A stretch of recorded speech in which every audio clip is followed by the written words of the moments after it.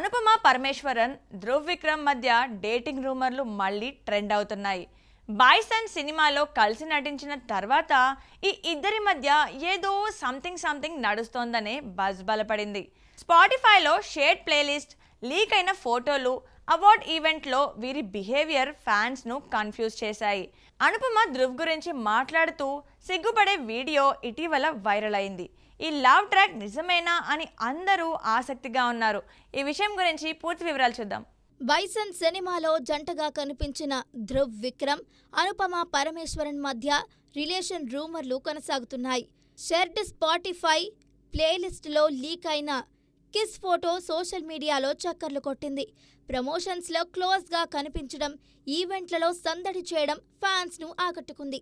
తాజా అవార్డు ఈవెంట్లో అనుపమ ధ్రువ్ పేరు చెప్పడం, సిగ్గుపడటం వీడియోలు వైరల్ అయ్యాయి.